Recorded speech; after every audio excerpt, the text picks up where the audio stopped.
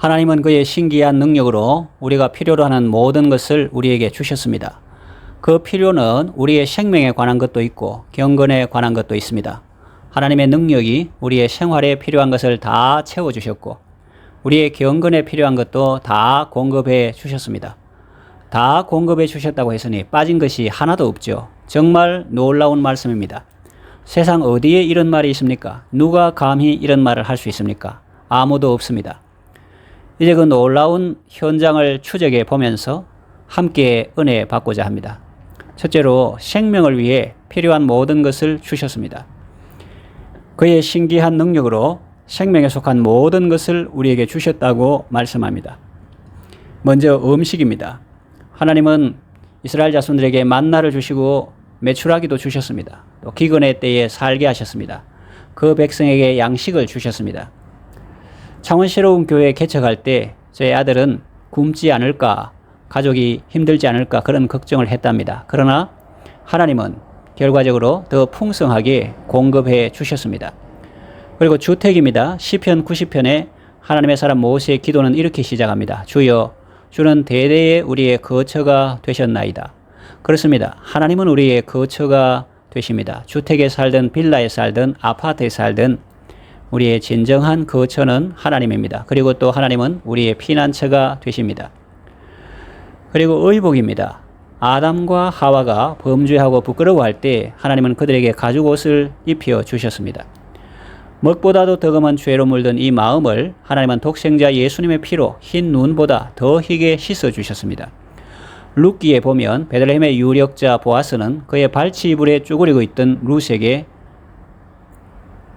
옷자락을 덮어주었습니다. 그것은 나오미 가정의 기업을 무르고 그 가문을 이익게 해주겠다는 상징적인 행동입니다. 예수님은 우리가 죄로 인하여 잃어버렸던 모든 것을 다시 회복하게 해주셨습니다. 죄악의 더러운 옷을 벗겨주시고 새 마포 흰 옷을 입혀주셨습니다. 그리고 공기입니다. 우리는 지금 대기오염과 환경오염과 미세먼지의 위험 속에 살고 있습니다. 그런데도 우리가 지금까지 살고 있는 것은 하나님께서 우리를 붙들어 주셨기 때문입니다. 그리고 물입니다. 수질오염 속에서도 맑은 물, 좋은 물, 영양가 있는 물을 마시게 하셨습니다. 하나님께서 오염을 제거해 주시고 해를 받지 않게 해 주셨습니다. 그리고 건강입니다. 하나님께서 우리의 양식과 물에 복을 주셨습니다. 애굽에 내린 질병에 하나도 내리지 않으셨습니다. 그리고 우리를 치료해 주셨습니다.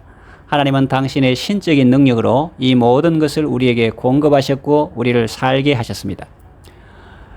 둘째로 경건을 위해 필요한 모든 것을 주셨습니다. 그의 신기한 능력으로 경건에 속한 모든 것을 우리에게 주셨다고 말씀합니다. 가난 가운데서 말씀을 깨닫게 하셨습니다. 고난을 통과하면서 말씀을 배우게 하셨습니다. 고난 당한 것이 내게 유익이라 이로써 내가 주의 말씀을 깨닫게 되었습니다. 라고 시인은 노래합니다. 우리의 경건 생활을 위해서 세상에 빠지지 않게 하시고 격동의 자리에 머물지 않게 하시고 거기서 끌어내어 기도의 자리로 인도하시고 말씀을 붙들게 하셨습니다. 그리고 사랑입니다. 자연 만물을 통해서 하나님의 사랑을 깨닫게 하셨습니다. 작은 식물을 보면서 하나님의 섬세한 사랑과 배려를 배웁니다. 산에 풀이 자라게 하십니다. 누가 그 높은 곳에 올라가 물을 주고 그것이 잘 자라도록 돌보겠습니까? 동물들을 보면서 하나님의 자비하심을 깨닫게 됩니다. 이것들이 다 주께서 때를 따라 양식 주시기를 바라고 있습니다. 주는 그들에게 먹을 것을 주십니다. 우는 까마귀 새끼에게 먹을 것을 주십니다. 그리고 사랑하는 사람들을 보내서 하나님의 위로를 받게 하셨습니다. 그리고 보호입니다. 유혹에 빠지지 않도록 이끌어 주셨고 악에서 구하여 주셨습니다. 악한 생각이나 악한 세력들이 침투하지 못하도록 막아주시고 보호해 주셨습니다. 스스로 경건하다 생각하는 자들은 뭔가 자기가 이룬 것처럼 말하겠지만 그러나 주께서 우리와 함께 하지 아니하셨더라면 우리는 속수무책으로 당했을 것이며 뼈도 추리지 못했을 것입니다. 그런데 연약하고 모자라는 인생이 여기까지 왔으니 정말 기적 중의 기적이요 은혜 중의 은혜가 아닙니까? 셋째, 하나님을 아는 것을 통해서 주셨습니다. 하나님께서 우리에게 생명과 경건에 속한 모든 것을 주셨는데 이것은 무엇을 통해서 이루어질까요? 3절 하반절에 답이 있습니다. 이는 자기의 영광과 덕으로서 우리를 부르신 이를 알므로 말미암음이라 했습니다. 하나님을 알 때 생명과 경건에 속한 모든 것을 은혜로 받게 되는 것입니다. 그러니 하나님을 아는 것이 얼마나 중요합니까? 그렇다면 이 하나님은 어떤 분이십니까? 본문에 보면 하나님은 자기의 영광과 덕으로서 우리를 부르신 분입니다. 덕은 선으로 번역할 수도 있습니다. 하나님이 얼마나 덕스러운 분인지, 또 얼마나 선하신 분인지, 또 얼마나 영화로운 분인지 우리가 그 하나님을 알 때 그 알을 통해서 하나님께서 신적인 능력으로 우리에게 생명과 경건을 위해 필요한 모든 것을 주시는 것입니다. 놀라운 것은 알 때 능력이 역사한다는 사실입니다. 알지 못하면 부를 수 없고 부르지 못하면 구원받을 수 없습니다. 예수님이 고향 동네에 가셨을 때 사람들은 그를 무시하고 믿지 않았습니다. 그들의 믿지 않음을 인하여 거기서 많은 능력을 행치 아니하시니라고 성경은 기록하고 있습니다.